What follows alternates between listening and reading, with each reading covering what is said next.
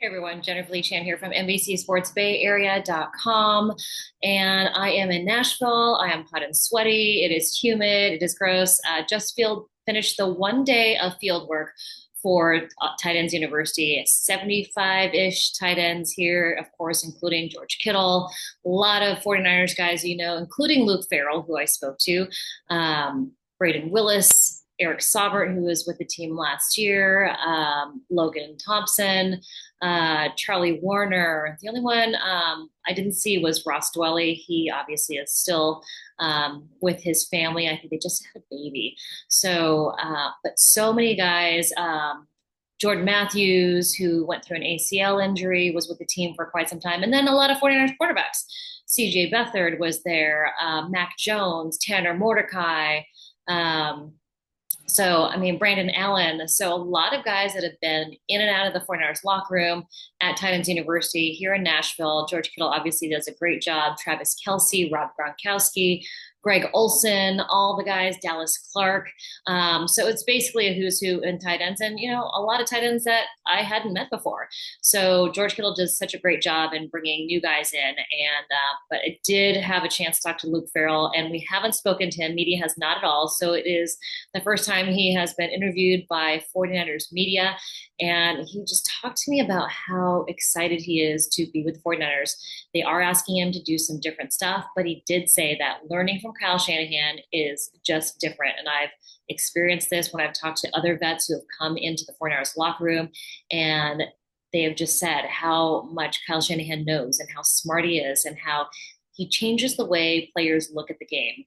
And, I think inside the building, everyone believes in him completely, all of his football knowledge. I know there's some doubters outside the building, but I believe you. Believe me, everyone inside the building is bought in.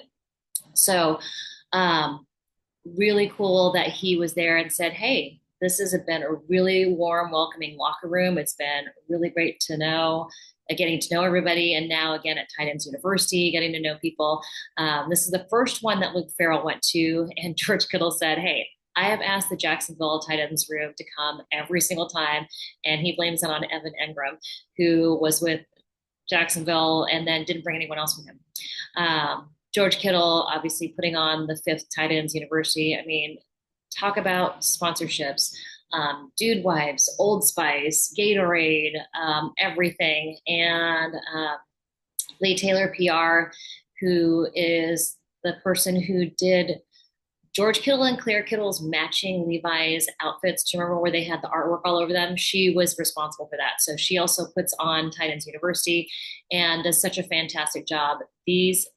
Everyone that comes here, tight ends and their significant others, they go home with swag bags, like bags and bags of product. The wives and the girlfriends have their luncheon. The guys do their on-field work. Taylor Swift was at the reception last night, and there was a concert tonight.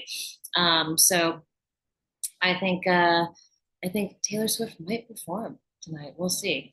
Anyways, that is going to be tonight. There's a little concert tomorrow. There's no on-field work, but always fun to see everybody on the field.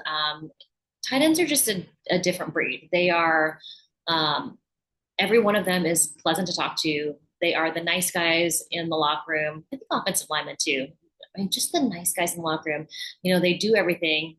They also had a Green Beret talk to the group, and it's like, hey, Green Berets can't be good at just one thing. You have to be good at everything. And he's like, that's why tight ends are like the Green Berets of football. They can do a little bit of everything, right? They've got to run block, they've got to catch passes, they've got to pass protect. They've got to chip edge rushers that are bigger, faster, stronger. And so, it's been always a fun experience to cover George Kittle at these things. And I think really, it's George Kittle and Luke Ferrell. And those two guys, they kept two tight ends in the initial 53 last year. And I think it'll be George Kittle and Luke Ferrell. Those are the locks.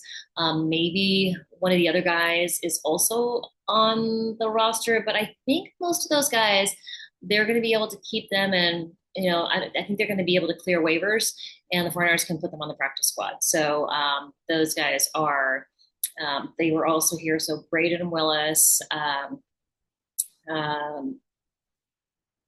Mason Pline, those guys were here as well, like at a loss for names right now. But those tight ends will also be eligible for a practice squad. You know, a lot of those guys ended up playing. So, I mean, we'll see what happens, but I think that I did a story on the way too early 53-man roster prediction. I know I've talked about it here, but did a story on it. So definitely check that out. NBCSportsBayArea.com. I've posted a lot of short videos on my Instagram. So check that out as well. Jennifer Lee Chan, same handle. But I have talked to everyone that was here that is associated with the Niners, and they are talking about the attitude in the locker room, the spirit, the energy that was there for OTAs and minicamp. And I think part of it is the full participation. A lot of it is the fact that there is no drama. There is no drama. There's no hangover. This 49ers team is set up for success if everything goes according to plan. Now, obviously, there are always hiccups and surprises along the way, but this 49ers team has all of its stars signed. Everybody is healthy, and I've got to say, watching Christian McCaffrey, he looks like his 2023 self. Brock Purdy is paid. There's no drama. George Kittle is paid. Fred Warner has been paid. There's just full participation, full attendance at 49ers OTAs and minicamp, and I think that's what's going to happen at training camp. Now, obviously, there are some injuries that are still being dealt with, and that's Brandon Ayuk. Malik Mustafa posted a video of him running, which looks fantastic. He looks like he's, getting back up to speed. But Curtis Robinson also looked pretty good at minicamp. The one, again, that I've talked about before, Alfred Collins, but he's flying under the radar right now. So maybe he's doing healthier. Maybe he's healthier. Maybe he's doing better.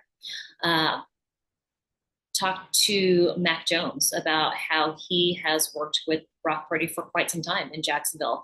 They work with a quarterbacks coach down there. A lot of guys go to them, and it's little things, and so it's body mechanics. And I asked, him and Brandon Allen and Tanner Mordecai who they work with during the offseason, what types of things are they working on, and a lot of it is footwork, getting the foot planted before they throw the ball. So their lead foot has to be planted before they swing and throw. And, in college, guys can get away with that. But so when I was talking to Mac, he was talking about how he's got to get his front foot down before he starts winding up and throwing, because then you get more torque through your body. So it's body mechanics. It's getting the footwork right. Brock Purdy has worked with the same guy, and we've seen, ups and downs a little bit, but Brock Purdy tends to be a guy who is super organized and meticulous in his practicing and preparation.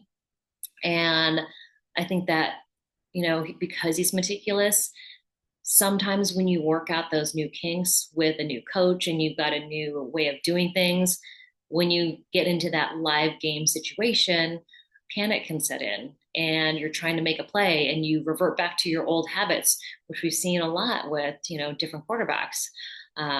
So the thing about Brock Purdy that stands out is that he's so meticulous and thorough that reverting back to those old bad habits, less likely, I think, to happen to him. So I asked Mac Jones also, hey, Sam Darnold told me that Brock Purdy is someone he learned from about preparation. And Mac Jones said, yes, there is something about Brock Purdy wanting to be everything perfect, wanting everything to be perfect, everything organized. He knows the playbook in and out. And I think, as someone outside the building, and maybe for you guys too, you just assume that every quarterback knows the playbook inside out, up and down, backwards, forwards. And I think that's not always the case. I think there's players out there that don't really pay attention to all of those details, and they can get by because their physical abilities allow them to do so. And, maybe Brock Purdy isn't the tallest, maybe he's not the strongest, he doesn't have the biggest arm. So he takes advantage of everything he can, and part of that is preparation. So I find it again, fascinating that guys like, first round picks like Mac Jones, first round picks like Sam Darnold have seen how Brock Purdy prepares, and have it's something that definitely makes Brock Purdy stand out. It makes him be a better quarterback. It makes him who he is, and that is why he has earned that $252 million contract. Asked George Kittle about, you know, how has Brock been since the money? He's like, absolutely the same. Everybody has said he's been absolutely the same. And the biggest thing about it, George Kittle said, is that he loves when guys who are homegrown get paid.